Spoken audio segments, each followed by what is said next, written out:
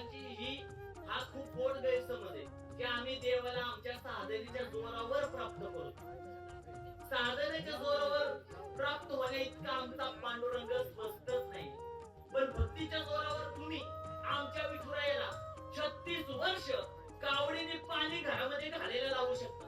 भक्तीच्या जोरावर आमच्या विठुरायाला तुम्ही एक राजाच्या हजामत पण करायला भाग पाडू शकता.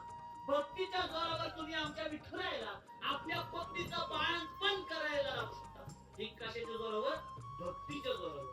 पांडुरंगाच्या बद्दल असलेली हृदयातली भक्ती व्यक्त होण्याकरिता आपलं आचरण गरजेचं आहे. मग तुकोबाराय सांगतात, तुकोबारायांनी बघा नामदेवराय झाले, ज्ञानोबाराय झाले, निवृत्तीदादा झाले, हे अनेक संत होऊन गेले. पण तुकोबारायांचा विषयच वेगळा. त्याला कारण असे की तुकोबारायांनी संसाराला अतिशय जवळून बघितले. किती जवळून? तुकोबारायांची 2 लग्न झाली.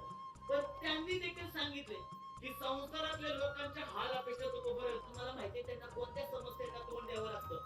गावात कोणता कार्यक्रम असला संसारी लोकांना जावं लागतं, मैत्रीला जावं लागतं, वास्तुशांतीला जावं लागतं, वशाला जावं लागतं, अनेक यात्राला जावं लागतं, अनेक ठिकाणी जावं लागतं. त्यामुळे सांसारिक लोकांना परमार्थ साध्य करायचं असेल, सुखाने विठुरायाला घरी आणायचं असेल तर त्यांनी काय करायला पाहिजे? तुकोबाराय अगदी साध्या सोप्या शब्दांमध्ये शेवटचे चरणात सांगत, त्यांनी फक्त काय करा, आपल्याकडून या संसाराचे पुढे व्यवहार होतात, आर्थिक व्यवहार असू द्या, सांसारिक व्यवहार असू द्या, जे कोणते व्यवहार होतात त्या व्यवहारांमध्ये खबरडब करू नका.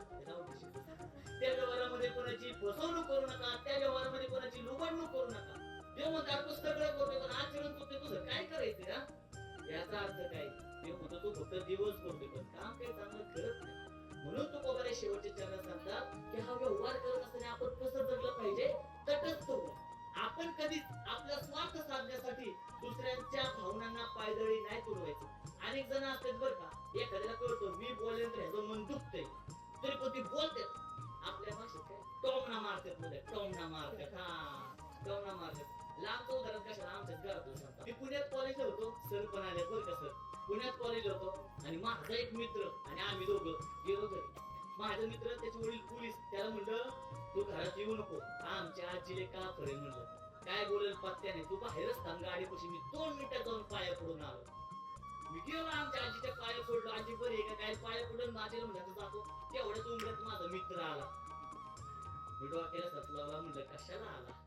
आणि मित्र म्हणला काय मग आजी कशा आहेत? प्रश्न चांगलाय, काय मग आजी कशा आहेत? आमच्या आजी म्हणली नाही मिली अजून. मिली नाही अजून म्हणली, मिली नाही.